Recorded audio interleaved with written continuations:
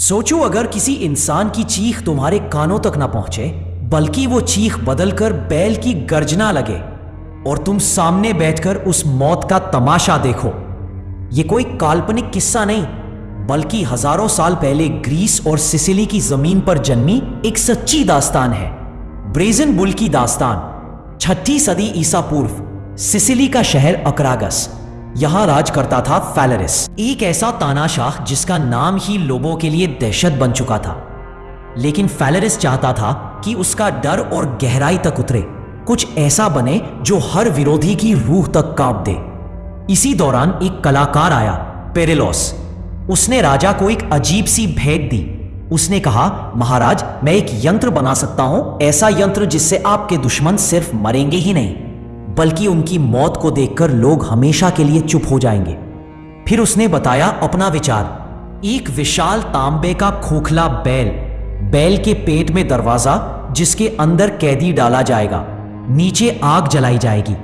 जैसे जैसे धातु गर्म होगी, इंसान चीखेगा, लेकिन वो चीख बुल की गर्जना जैसी सुनाई देगी।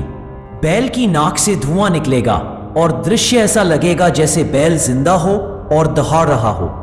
फैलरिस ये सुनकर मुस्कुराया, लेकिन कहते हैं उसने पहला प्रयोग उसी शिल्पकार पेरेलोस पर किया।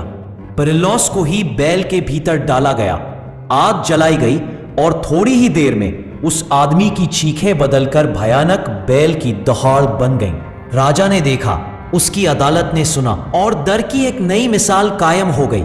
फैलरिस ने इस ब्रेजन बुल को अपना सबसे बड़ा हथियार बना लिया। कोई भी विरोध करता, कोई षड्यंत्र रचता, तो उसे इसी बैल में झोंक दिया जाता।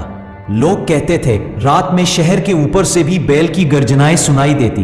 यह यंत्र सिर्फ एक हथियार नहीं था, यह डर का प्रतीक था। लेकिन इतिहास गवाही देता है, तानाशाह हमेशा अमर नहीं रहते। समय बदला और फैलरिस के खिलाफ बगावत हुई। किंवदंती है कि विद्रोहियों ने उसी ब्रेजन बुल में उसे डाल दिया। जिस यंत्र से वो दूसरों को जलाता था, उसी यंत्र ने उसका अंत कर दिया।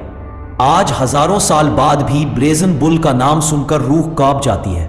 ये कहानी हमें सिखाती है, जो लोग डर और क्रूरता से राज करते हैं, अक्सर उनका अंत भी उसी हथियार से होता है जिससे वो दूसरों को आतंकित करते हैं। अगर आपको ये कहानी अच्छी लगी है तो लाइक, शेयर, सब्सक्राइब करें हमारी चैनल को। Thank you.